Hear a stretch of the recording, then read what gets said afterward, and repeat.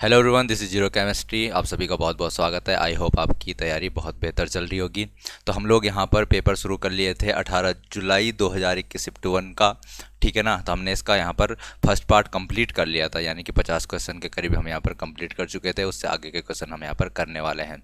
अगर आप लोग इससे पहले वाले जो पेपर हुए थे 16 जुलाई और 17 जुलाई को, तो वो चारों के चारों पेपर हम यहाँ पर सॉल्व कर चुके हैं। वो वीडियोज़ भी आप देख सकते हैं। तो चलिए आज का लेक्चर शुरू कर लेते हैं। क्वेश्चन नंबर 51 हमसे यहाँ पर क्या कहता है, pick the water harvesting dam located in Chhattisgarh.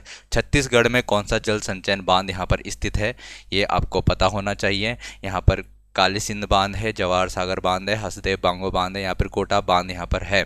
तो यहाँ पर आपको याद हो तो हसदेव जो बांगो बांध है, हसदेव बांगो बांध है, वो यहाँ पर कहाँ स्थित है, छत्तीसगढ़ में स्थित है। तो आपको यहाँ से एक चीज़ और पता चल रही होगी कि जो आपके इम्पोर्टेंस के यहाँ पर क्या है, डैम्स हैं, वो सब के सब भी आपको याद करने हैं, क्योंकि आपके पास एक चैप्टर है उसमें ये सब चीज़ें दी गई हैं।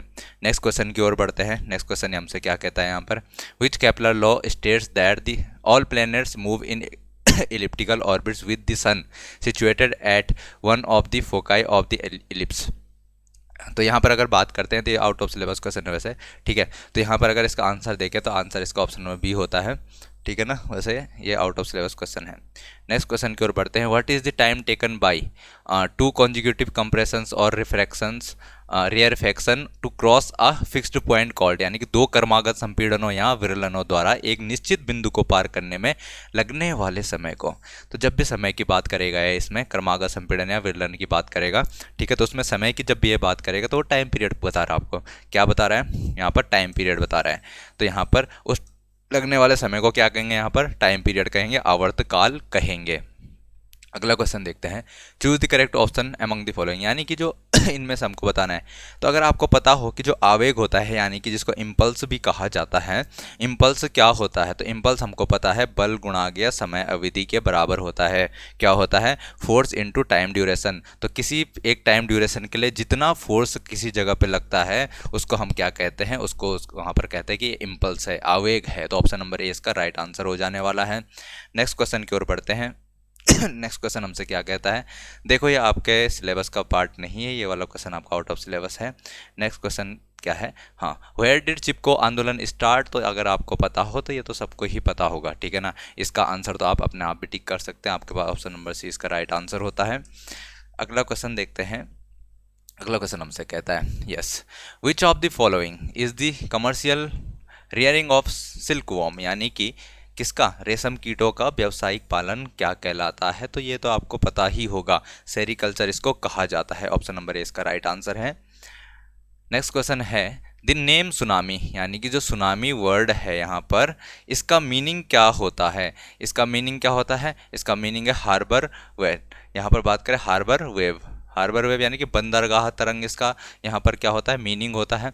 और बात करें कि ये जो सुनामी वर्ड है लिया कौन सी भाषा से गया है, कौन सी भाषा से यहाँ पर इसको लिया गया है। तो सबको पता होगा कि सबसे ज़्यादा सुनामी कहाँ देखने को मिलता है, मैं जापान में। सुनामी का नाम जैसे सुनते होंगे आप, आपके दिमाग में क्या आता होगा, जापान आता होगा, ठीक है ना। तो जापानी भाषा का ये यहाँ पर वर्ड है। नेक्स्ट क्वेश्चन की ओर बढ़ते हैं।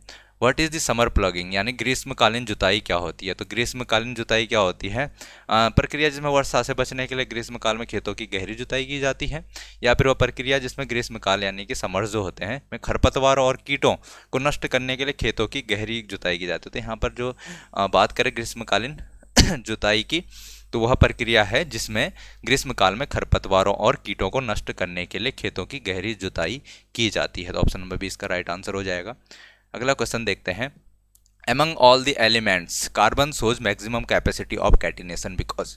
देखो कैटिनेशन की यहाँ पर क्या है, श्रृंखलन, कैटिनेशन मतलब श्रृंखलन, यहाँ पर बात करेंगे श्रृंखलन की अधिकतम क्षमता क्या होती है। कैटिनेशन होता क्या है, यानी कि एक चेन बनाने की जो उसकी पावर है, यानी कितनी लंबी वो चेन बना सकता है कोई कंपाउंड, यानी कि कोई यहाँ पर एलिमेंट जो है जैसे कार्बन है, वो कितनी लंबी चेन बना सकता है, एक ये बताएगा उसकी कि ये कैटिनेशन पावर कितनी होने वाली है उसकी। तो कार्बन की जो कैटिनेशन पावर होती है बहुत ज़्यादा होती है, वो बहुत लंबी लंबी चेन्स यहाँ पर फॉर्म कर सकता है, उसमें बहुत सारे कार्बन मौजूद रह सकते हैं एक ही चेन में।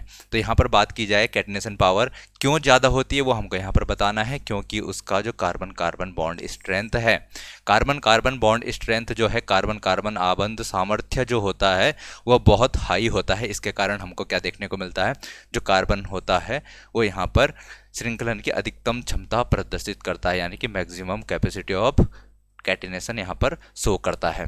ऑप्शन नंबर ए इसका राइट आंसर हो जाएगा। नेक्स्ट क्वेश्चन हमसे क्या पूछता है, what is the role of bacteria in the carbon cycle. देखो कार्बन चक्र जो होता है उसमें जीवाणुओं का यहाँ पर कौन सा रोल होने वाला है ये हम देखने वाले हैं। तो इसका आंसर नंबर डी जो है राइट आंसर है। क्या करते हैं जो ये जीवाणु रहते हैं वो क्या करते हैं कि जो ऑर्गेनिक कंपाउंड्स होते हैं उनका क्या कर देते हैं, उनका ब्रेक डाउन करते हैं। तो अगर बात की जाए कार्बन चक्र की, जो कार्बन साइकिल होता है उसमें जो बैक्टीरियाज होंगे वो क्या करने वाले हैं, वो break down of organic compounds करने वाले हैं। ठीक है ना, क्या करेंगे, वो break down of organic compounds करेंगे। नेक्स्ट क्वेश्चन की ओर बढ़ते हैं, which town is a part of Taj trapezium. देखो ताज ट्रेपेजियम क्या होता है ताज ट्रेपेजियम जो होता है वो एक क्या है, यहाँ पर हिस्सा है, यानी कि एक ऐसा एरिया है जिस एरिया में क्या होगा, ताजमहल को चमक खोने से बचाने के लिए वायु प्रदूषण को न्यूनतम रखा जाता है।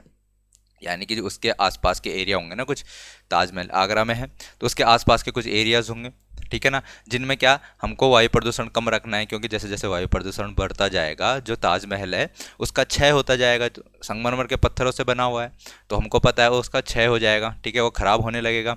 तो यहाँ पर उसको यहाँ पर बचाने के लिए तो एक क्या है, ताज ट्रेपेजियम का चीज़ क्या नाम के कुछ कॉन्सेप्ट ला रखे हैं ये। तो उसमें कौन कौन से शहर आते हैं, तो उसमें से एक शहर यहाँ पर कौन सा आ जाता है, मथुरा है, वो भी एक शहर है जो किसका पार्ट है, ताज ट्रेपेजियम का यहाँ पर पार्ट है। ठीक है, ऑप्शन नंबर ए इसका राइट आंसर हो जाएगा। नेक्स्ट क्वेश्चन देखते हैं, which of the following is a strongest acid. देखो ये आउट ऑफ सिलेबस क्वेश्चन आपका रहने वाला है और इसमें अगर मैं बात करूँ आंसर की तो आंसर नंबर बी इसका राइट आंसर है, इसको देखने की जरूरत ज़्यादा है नहीं। नेक्स्ट क्वेश्चन बढ़ते हैं, the process of restoring a forest that once existed is called. यानी कि कोई फॉरेस्ट था, कभी एग्जिस्ट करता था, ठीक है, कोई फॉरेस्ट था कभी एग्जिस्ट करता था, अब एग्जिस्ट नहीं कर रहा है। अब हमको क्या करना है, उसको दोबारा से उगाना है, उस फॉरेस्ट को अब दोबारा से उगाना है। तो उसको क्या कहा जाएगा, अब फॉरेस्टेशन कहा जाएगा, रिफॉरेस्टेशन कहा जाएगा, या फिर डिफॉरेस्टेशन कहा जाएगा, एक्सप्लोइटेशन कहा जाएगा। तो एक्सप्लोइटेशन तो कहेंगे नहीं भाई, ठीक है, या डिफॉरेस्टेशन भी नहीं कहेंगे, अब फॉरेस्टेशन भी नहीं कहेंगे, उसको कहेंगे क्या, रिफॉरेस्टेशन, पुनर्वनारोपण, पुनर्वन रोपण करेंगे हम, उसको यहाँ पर क्या कहा जाएगा, यहाँ पर इसको कहेंगे हम रिफॉरेस्टेशन। जब क्या करेंगे, जंगल जो पहले था वहाँ पर उसकी जगह दोबारा हम क्या करें, जंगल उगा लें। ठीक है, नेक्स्ट क्वेश्चन की ओर बढ़ते हैं, इन 1992 the earth summit was held in. जो पृथ्वी सम्मेलन हुआ था कब, 1992 में। 1992 में एक पृथ्वी सम्मेलन यहाँ पर आयोजित किया गया था और वो कहाँ पर किया गया था, ये हमसे क्वेश्चन पूछ रहा है। तो ऑप्शन नंबर डी जो ब्राज़ील है इसका राइट आंसर है। 1992 में पृथ्वी सम्मेलन कहाँ यहाँ पर आयोजित किया गया था, तो ब्राज़ील में आयोजित किया गया था। डी इसका राइट आंसर आप लगा लेना। नेक्स्ट क्वेश्चन देखते हैं, देखो जनरल नॉलेज का क्वेश्चन है डायरेक्टली यार, इसमें क्या क्या है, कुछ नहीं है इसमें। According to Indus water treaty the percentage of water that can be used by India. तो इंडिया और यहाँ पर जो संधि हुई थी किसके लिए, इंडस वाटर ट्रीटी में, ठीक है। तो हमको कितना परसेंट यहाँ पर वाटर यूज़ कर सकना था, बस हम कितना परसेंट कर सकते हैं, सिर्फ 20%, बाकी का हमको देना पड़ेगा भाई पाकिस्तान को। ठीक है, नेक्स्ट क्वेश्चन देखते हैं, what does the phenomena of weightlessness, यानी कि भारहीनता की परिघटना का क्या अर्थ है। भारहीनता हमने कहा था, भारहीनता ये वाला क्वेश्चन पहले भी आया था, ठीक है, तो ये तो इजी है। यहाँ पर क्या होने वाला है, feeling a small difference in weight, भार में एक छोटा अंतर महसूस करना, या फिर free fall under zero gravity, शून्य गुरुत्व में मुक्त पतन, फीलिंग टायर्ड, अरे भाई ये तो हद ही हो गई, या भारी महसूस करना, बल कुछ भी, ठीक है। तो जब भी फ्री फॉल होगा, मुक्त रूप से कोई गिरेगा, ठीक है, तो उस टाइम हमको कैसा महसूस होगा, उस टाइम हमको लगेगा कि हमारे पास कोई भार ही नहीं है। जैसे अगर लिफ्ट की रस्सी टूट गई, लिफ्ट की जो वायर होती है वो टूट जाती है और लिफ्ट ऐसे ही नीचे की तरफ आने लग जाएगा, तो उसमें जो मनुष्य बैठा होगा, खड़ा होगा, मतलब उसको लगेगा कि मैं क्या है, मेरा कोई वेट ही नहीं है, ठीक है ना। तो उसको यहाँ पर क्या फील होगा, यहाँ पर भारहीनता महसूस होने वाली है, वेटलेसनेस महसूस होने वाली है। तो कब होगा ये, जब वो यहाँ पर गिरेगा, किस में, जीरो ग्रेविटी में, शून्य गुरुत्व में, जब उसका मुक्त पतन यहाँ पर होने वाला है। नेक्स्ट क्वेश्चन की ओर बढ़ते हैं।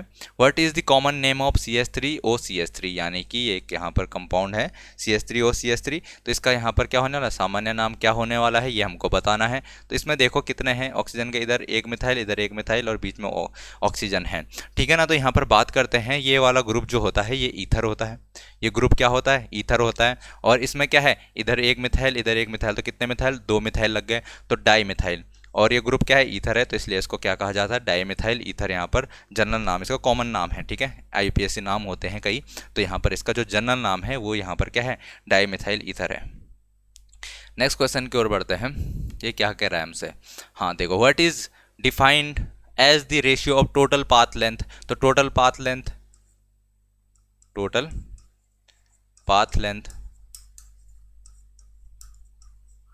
Upon time upon time taken, कितना उसने टाइम लिया था उस पाथ को यहाँ पर बताने के लिए। तो हमको पता है ये टोटल पाथ लेंथ क्या होगा, डिस्टेंस ही तो है, और ये टाइम टेकन। तो बात करें अगर इस चीज़ की, तो ये क्या बता देगा यहाँ पर, ये उसकी स्पीड बताएगा। कैसी स्पीड बताएगा, तो यहाँ पर एवरेज स्पीड बताने वाला है।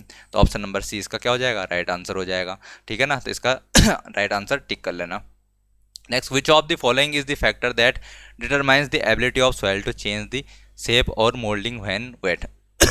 जब मिट्टी गीली होती है तो उस टाइम इसका आकार, या इसको जो हम बदलेंगे, इसका आकार चेंज करने की, बदलने की, ढलाई को बदलने की जो क्षमता होती है, उस वो इनमें से कौन सा कारक है जो निर्धारित करता है, क्या वो सॉइल कंसिस्टेंसी या फिर सॉइल pH है, सॉइल डेंसिटी या फिर सॉइल पोरोसिटी है। तो अगर बात करें जो सॉइल कंसिस्टेंसी है, सॉइल कंसिस्टेंसी होती है वो किस चीज़ को यहाँ पर डिटरमाइन करती है, ये उसके आकार को बदलने के लिए यहाँ पर डिटरमाइन करती है कि उसका आकार हम कैसे बदल सकते हैं, आसानी से बदल सकते हैं या फिर नहीं बदल सकते, वो किस चीज़ पे यहाँ पर डिपेंड करेगा, तो सॉइल कंसिस्टेंसी पे यहाँ पर डिपेंड करने वाला है। अब ये वाला क्वेश्चन देखो, where can a far sighted vision defective person place a reading material from the eyes for a comfortable reading. देखो एक क्या है, दूरदृष्टि दोष वाला व्यक्ति है, फार क्या है, फार साइटेड विजन, यानी कि डिफेक्टिव पर्सन है यहाँ पर, जिसको कि दूरदृष्टि दोष यहाँ पर है। तो दूरदृष्टि दोष का मतलब क्या होता है, दूर की वस्तु तो उसको ठीक ठाक दिख जाती है, बट जो नज़दीक की वस्तु होती है उसको देखने में बहुत प्रॉब्लम आती है। अगर हम बात करें यहाँ पर, जो यहाँ पर सामान्य मनुष्य है, तो उसको विजन कितने सेंटीमीटर का होता है, तो आई थिंक आपको पता होगा कि एक नॉर्मल पर्सन का विजन क्या होता है, 25 सेंटीमीटर उसके लिए बेस्ट होता है, वहाँ पर से वो देख सकता है। तो अगर बात करूँ यहाँ पर उसकी क्या है, दूरदृष्टि दोष है, उसको दूर की वस्तु सही से दिखेगी, तो उसको अगर मैं बात करूँ तो ये 25 सेंटीमीटर से ज़्यादा ही दूरी पर उसको रखना पड़ेगा। जिस भी चीज़ को उसको पढ़ना है, जिस भी चीज़ को उसको ठीक से देखना है, उसको 25 सेंटीमीटर से आगे ही उसको रखना पड़ेगा। तो यहाँ पर अगर ऑप्शन देखें हम हमारे पास, तो ऑप्शन नंबर C हमसे कहता है कि बियॉन्ड 25 सेंटीमीटर या उससे 25 सेंटीमीटर से दूर अगर बात करें तो यहाँ पर उसको रखना पड़ेगा, ठीक है। अगर उसको अपनी जो पठन सामग्री, रीडिंग मटेरियल है, उसको ढंग से आराम से पढ़ना है तो उसको 25 सेंटीमीटर से दूर यहाँ पर रखना पड़ेगा। नेक्स्ट क्वेश्चन देखते हैं 72। ये बात क्या करता है, the work done by an external force is zero when the angle between force and displacement is. तो हमको पता है यहाँ पर फोर्स जो होता है क्या होता है, work is equal to force into displacement, work is equal to force into displacement यहाँ पर होता है, ठीक है। फोर्स इंटू डिस्प्लेसमेंट यहाँ पर होता है, बट उसने यहाँ पर एंगल भी पूछ दिया है, तो ये हमारा क्वेश्चन जो है आउट ऑफ सिलेबस चला जाता है, ठीक है। तो अगर बात करें यहाँ पर जो 90 डिग्री इसका राइट आंसर होता है, बट आपको ये देखने की ज़रूरत नहीं है। जब ये क्या कह रहा है, कार्य शून्य होता है, वर्क जीरो होना चाहिए। वो वर्क जीरो कब होगा, जब यहाँ पर 90 डिग्री जो इसका फोर्स एंड डिस्प्लेसमेंट के बीच में यहाँ पर क्या होने वाला है, एंगल होने वाला है, वो 90 डिग्री रहेगा, तभी ये जीरो हो सकता है वर्क। तो ये हमारे सिलेबस का पार्ट नहीं है। फिर भी आगे देख लेते हैं, the agriculture method of breeding and rising is called, ठीक है ना। तो यहाँ पर प्रजनन और वृद्धि की कृषि पद्धति को क्या कहा जाता है, तो आपको पता होगा प्रजनन और वृद्धि की कृषि पद्धति को क्या कहा जाता है, एनिमल हस्बेंड्री यहाँ पर कहा जाता है। ऑप्शन नंबर 20 का राइट आंसर यहाँ पर हो जाता है। आगे बढ़ते हैं नेक्स्ट क्वेश्चन की ओर। नेक्स्ट क्वेश्चन हमसे क्या कहता है, एक खनिज को अयस्क के रूप में जाना जाता है यदि धातु, तो मिनरल जो होता है उसको और हम कब कहेंगे, जब भी कोई मिनरल है हमारे पास उसको और कब हम कहने वाले हैं, जब हम क्या करें, जब उससे हमको प्रॉफिट निकल सके, ठीक है ना। अगर हमने क्या करी, कहीं पर खनन किया और वहाँ से हम मिनरल, वहाँ पर मिनरल तो पूरे धरती पे मौजूद है, मिनरल जो होता है वो पूरे पृथ्वी पर मौजूद रहता है, बट कहीं पर उसका कंपोजिशन बहुत ज़्यादा रहेगा, यानी कि उसकी कंसंट्रेशन ज़्यादा रहने वाली है, कहीं पर उसकी मात्रा क्या रहेगी, ज़्यादा रहेगी। तो वहाँ से हम जब उसका खनन करेंगे तो वहाँ से हमको प्रॉफिट मिलेगा, यानी कि वहाँ से हम जितना पैसा खर्च कर रहे हैं उससे ज़्यादा या चीज़ हमको मिलने वाली है। तो वहाँ पर क्या कहेंगे हम उसको, और कहेंगे, ठीक है ना। वहाँ पर मिनरल को क्या कहेंगे हम, और कहेंगे, यानी कि can be extracted from it profitably, यानी कि अगर हम वहाँ पर खोद रहे हैं, खनन कर रहे हैं और हमको निकल के कुछ नहीं आ रहा हमारे हाथ में, थोड़ा सा मटेरियल आ रहा है, उससे ज़्यादा तो हमने उसमें पैसा फूंक दिया, ठीक है, तो वहाँ पर हम क्या नहीं कहेंगे उसको, और नहीं कहेंगे। और तभी कहेंगे हम जहाँ पर उसका कंसंट्रेशन ज़्यादा हो, वहाँ पर खनन करने से हमको प्रॉफिट हो, तभी जाकर हम उस मिनरल को और कह सकते हैं, ठीक है ना। नेक्स्ट क्वेश्चन की ओर बढ़ते हैं। नेक्स्ट क्वेश्चन हमसे क्या कहता है, विच of the following is an indigenous cow breed in India, यानी कि जो भारत की देसी गाय की नस्ल है वो कौन सी है, तो साहीवाल, आपको पता होगा भारत की देसी नस्ल की गाय है, ठीक है, गाय की नस्ल है, देसी गाय की नस्ल है। अब अगला क्वेश्चन देखते हैं, what is the magnitude of a constant force acting on a 3 kg mass body that changes its speed from 2.0 metre per second to 3.5 metre per second in 25 seconds without changing the direction of motion. तो देखो question पढ़ो, सबसे पहले question में क्या कह रहा है, तो ये इसने कहा है कि क्या है, मैग्नीट्यूड निकालना हमें किसका, फोर्स, यानी कि फोर्स हमको पता करना है, फोर्स कितना है, ठीक है, डायरेक्शन सेम रहने वाली, डायरेक्शन की कोई दिक्कत नहीं है। एक्टिंग ऑन अ 3 kg, उसने मास दे दिया बॉडी का 3 kg, कितना मास दे दिया, 3 kg मास दे दिया। फिर बात कर रहा हो कि कितना, यहाँ पर स्पीड उसकी 2 मीटर पर सेकेंड से 3.5 मीटर पर सेकेंड चली गई, यानी कि पहले इनिशियल दे दिया उसने 2.0 मीटर पर सेकेंड, ठीक है, क्या दे इतना दे दिया। फिर उसने बाद में उसको बोल दिया कि कितना हो गया है, ये 3.5 मीटर पर सेकेंड हो गया, इतना हो गया बाद में। और फिर इसने बात करी कितने, 25 सेकेंड के लिए, यहाँ पर टाइम भी दे दिया उसने 25 सेकेंड, 25 सेकेंड उसने यहाँ पर टाइम दे दिया। तो अगर हम बात करें एफ क्या होता है, हमको पता है F equal to mass into acceleration होता है, मास इंटू एसेलरेशन, और मास हमको 3 kg दिया हुआ है उसने। एसेलरेशन की बात करूँ मैं तो एसेलरेशन क्या हो सकता है, यहाँ पर इसने 3 टर्म यहाँ पर दिए हैं, यानी कि u दिया है, v दिया है और यहाँ पर t दिया है। तो चेंज इन वेलोसिटी को ही हम एक्सेलरेशन कहते हैं, change in velocity with respect to time, change in velocity in respect to time, v minus u upon t आ जाएगा मेरे पास, ठीक है, इतनी वैल्यू आ जाएगी। इसको अगर मैं सॉल्व करता हूँ तो 3 इंटू क्या आ जाएगा, यहाँ पर v हमारे पास क्या है 3.5 है, माइनस 2.0, तो ये कितना आ जाएगा, या और अपॉन में आ जाएगा हमारे पास 25 सेकेंड है। तो अगर मैं इसको सॉल्व करता हूँ आगे तो मेरे पास क्या आ जाएगा, यहाँ पर 3.5 से 2.0 किया तो 1.5, तो 3 इंटू 1.5 अपॉन 25, और इससे मैं अगर करूँ तो ये कितना, 5 3 जा 15, 5 5 जा 25, 3 3 जा 9, तो 0.9 अपॉन क्या आ जाएगा मेरे पास 5 आ जाएगा। और अगर मैं इसको आगे सॉल्व करता हूँ तो इसको मैं यहाँ पर बात करता हूँ कितना, 20 से मल्टीप्लाई करूँगा तो ये 100 हो जाएगा, और इसको मैं 20 से मल्टीप्लाई करूँगा तो 9 दूनी 18, 1.8 हो जाएगा, ठीक है। और अगर मैं यहाँ पर से 20 लगाता हूँ तो यहाँ पर मेरे पास कितना आ जाएगा, तो ये मेरे पास यहाँ पर आने वाला है, कितना आ जाएगा, ये आ जाएगा मेरे पास 0.18, ठीक है, 0.18 के करीब यहाँ पर वैल्यू आ जाएगी 0.18। तो कौन सा ऑप्शन में मेरे को 0.18 दिया गया है, तो ऑप्शन नंबर डी हमारा राइट आंसर यहाँ पर हो जाएगा। राइट आंसर क्या हो जाएगा हमारे पास, 0.18 यहाँ पर राइट आंसर हो जाएगा, ठीक है ना, कर लेंगे इसको, ठीक है। तो नेक्स्ट क्वेश्चन की ओर बढ़ते हैं, 20 से मल्टीप्लाई करेंगे तो 18 होगा ना, ठीक है, कितना होगा, ये हो जाएगा 18 अपॉन 100 क्या हो जाएगा हमारे पास 0.18, तो 0.18 इसका यहाँ पर आंसर आ जाएगा न्यूटन में, ऑप्शन नंबर डी हमारे पास राइट आंसर हो जाएगा। नेक्स्ट क्वेश्चन की ओर बढ़ते हैं। नेक्स्ट क्वेश्चन हमसे क्या कहता है, in a collision between two bodies the total impulse on the bodies are, दो पिंड है उनके बीच में संगठन और ये क्या हो रहा है, ठीक है, टकरा रहे हैं वो चीज़ें, ठीक है, दोनों को दोनों टकरा रही हैं, तो उसमें बोल रहा हो कि पिंडों पर कुल आवेग होता है, यानी कि उनका इम्पल्स क्या होने वाला है, आवेग उनका क्या होने वाला है। तो बात करें तो जब भी दो चीज़ें टकराएंगी तो उनका जो इम्पल्स होगा दोनों पे बराबर इम्पल्स लगेगा, ठीक है, क्योंकि दोनों सेम जगह टकराने वाली है, ठीक है ना, और सेम टाइम के लिए दोनों की दोनों टकराएंगी। तो बट अगर इसका आवेग इधर की तरफ से लगेगा इसको, तो इसका आवेग इधर की तरफ से लगेगा। तो यहाँ पर बात करें तो समान लगने वाला है, इक्वल, बट कैसा होगा, अपोजिट इन डायरेक्शन, यानी कि जो आवेग होगा इनका इम्पल्स होगा वो सेम रहने वाला है बट अपोजिट इन डायरेक्शन में होने वाला है। नेक्स्ट क्वेश्चन की ओर बढ़ते हैं टॉरिसेली का नियम देखो, टॉरिसेली हमारे पास नहीं है।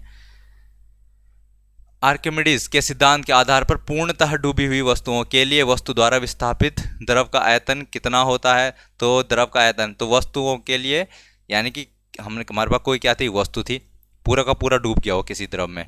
तो अगर मैं बात करता हूँ कि मुझे उसका आयतन जानना है, किसका, मुझे यहाँ पर आयतन जाना है वस्तु द्वारा किसका पूर्णतः डूबी वस्तुओं के लिए वस्तु द्वारा विस्थापित द्रव का आयतन। तो वस्तु ने कितना यहाँ पर द्रव को विस्थापित किया है, उसका आयतन कितना होगा, ठीक है, किसका, जो उसने लिक्विड यहाँ पर डिस्प्लेस किया है उसका हमको यहाँ पर वॉल्यूम बताना है। तो वो किसके बराबर होगा, उस वस्तु के वॉल्यूम के बराबर होने वाला है, उस वस्तु के वॉल्यूम के बराबर होगा। तो वो खुद के आयतन के बराबर यहाँ पर उसका रहेगा। जितना उसने क्या किया था यहाँ पर, उसने जितना द्रव यहाँ पर विस्थापित किया है वो उसके किसके बराबर होगा, उसके खुद के आयतन के बराबर, जो वस्तु हमने उसमें डुबा रखी है पूर्ण रूप से। तो नेक्स्ट क्वेश्चन देखते हैं यहाँ पर, Which of the following techniques can be used to form the image of the heart using ultrasonic waves? तो अल्ट्रासोनिक वेव्स हम यूज करने वाले हैं और हार्ट की इमेज उससे बनाने वाले हैं। तो उस प्रोसेस, उस टेक्निक को क्या कहा जाएगा यहाँ पर, उस टेक्निक को क्या कहा जाए, तो उसको कहा जाता है इकोकार्डियोग्राफी, यानी कि उसको क्या कहा जाता है, इकोकार्डियोग्राफी कहा जाता है। किस चीज़ को, जब हम यहाँ पर क्या करते हैं, अल्ट्रासोनिक वेव्स से हम मदद से हम इमेज बनाते हैं, किस चीज़ की इमेज बनाते हैं, जो हार्ट है, हार्ट की इमेज बनाते हैं, उस वाले टेक्निक को कहा जाता है इकोकार्डियोग्राफी। तो अगला क्वेश्चन देखते हैं, how many sodium ions are transport across the cell membrane. देखो ये हमारा सिलेबस का पार्ट नहीं है, हमको ज़रूरत नहीं इसको पढ़ने की। ये भी क्या है, वह बिंदु कहलाता है जिसका आधार से, देखो ये भी हमारे पास सिलेबस का पार्ट नहीं होने वाला।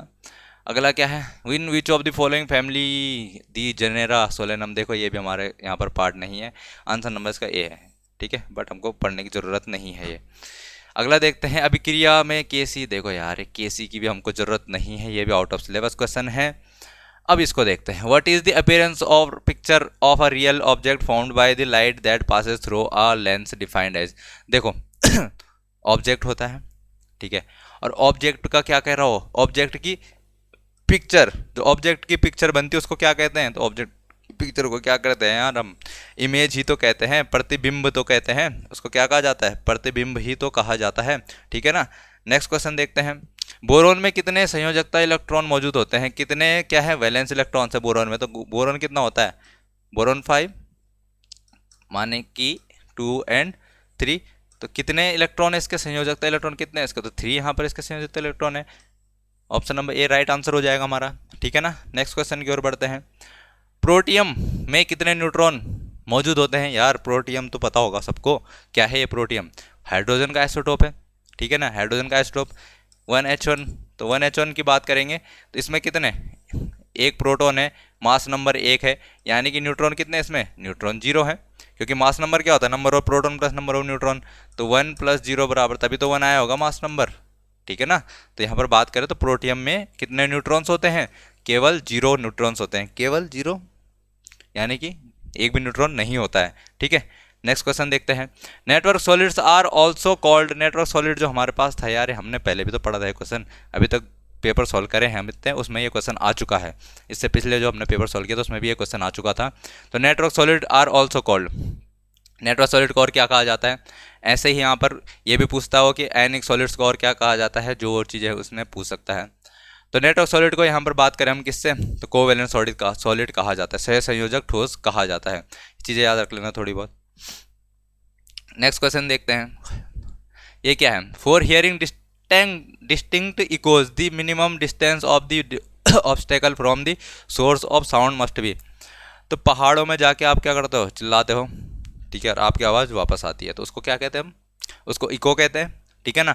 तो इको के लिए जो हमारे पास ऑब्स्टेकल है, जहाँ से वो आवाज़ टकरा के वापस आएगी, उसकी मिनिमम डिस्टेंस कितनी होनी चाहिए, वो हमको यहाँ पर क्वेश्चन में पूछ रहा है, हमको यहाँ पर क्वेश्चन में पूछ रहा है कि वो ऑब्स्टेकल की मिनिमम डिस्टेंस कितनी होगी। तो आपको ये याद रखना है कि उस ऑब्स्टेकल की मिनिमम डिस्टेंस किस चीज़ के लिए, अगर हमको इको सुनना है तो उसके लिए यहाँ पर 17.2 मीटर होती है, कितनी होती है, 17.2 मीटर यहाँ पर होती है। ऑप्शन नंबर ए इसका राइट आंसर हो जाएगा। अगला क्वेश्चन देखो, हु डिस्कवर्ड पेनिसिलिन। तो अगर आप जीके वगैरह पढ़ते होंगे, जनरल साइंस अगर आपने देखी होगी थोड़ी बहुत, तो आपको पता होगा कि यहाँ पर जो पेनिसिलिन था उसकी खोज किसने की थी, तो हम पढ़ते हुए आ रहे हैं अलेक्जेंडर फ्लेमिंग, आज तक हमने यही पढ़ा होगा, अलेक्जेंडर फ्लेमिंग का राइट आंसर है। नेक्स्ट क्वेश्चन देखते हैं क्या है ये, which of the following defects known as. देखो हटाओ इसको, सिलेबस का पार्ट नहीं है हमारा। इसको देखो, which of the following is not an example of heterotroph. Heterotroph यानी कि जो विषमपोषी होते हैं उसका एग्जाम्पल कौन नहीं है, तो जो स्वपोषी होगा वही विषमपोषी का यहाँ पर क्या नहीं होगा, एग्जाम्पल नहीं होगा। तो स्वपोषी कौन होते हैं, जो अपना खाना खुद बनाते हैं, यानी कि ऑटोट्रोप। ऑटोट्रोप जो कौन होते हैं, जो अपना फूड खुद बना लेते हैं, प्रोड्यूस कर लेते हैं, तो वो कौन होते हैं, क्या वो प्रोड्यूसर्स होते हैं, या फिर कार्निवोर, डेट्रीवोर, या फिर ओमनिवोर। तो हमको पता है कि जो उत्पादक होते हैं, पेड़ पौधे क्या करते हैं, अपना भोजन स्वयं बनाते हैं। तो यहाँ पर ये क्या है, ऑटोट्रॉप है, स्वपोषी है, बाकी सबके सब क्या है यहाँ पर विषमपोषी यानी कि हेट्रोट्रॉप्स है। नेक्स्ट क्वेश्चन देखते हैं, बात करें which among the following expression correctly describes the value of 1 वाट। तो 1 वाट की वैल्यू को कौन यहाँ पर डिस्क्राइब करता है, तो मैं बात करूँ 1 वाट इक्वल टू होता है 1 वोल्ट इंटू 1 एम्पियर। 1 वाट कितना होता है, 1 वोल्ट इंटू 1 एम्पियर के बराबर होता है। ये चीज़ आपको याद रख लेनी है, काफ़ी इंपॉर्टेंट हो जाएगा ये। नेक्स्ट क्वेश्चन की ओर देखते हैं, देखो बलागुण आ गया यार यहाँ पे बलागुण गणना करने वाले 0 तो देखो आउट ऑफ सिलेबस क्वेश्चन हमारे पास, इसकी जरूरत हमको करने की है नहीं।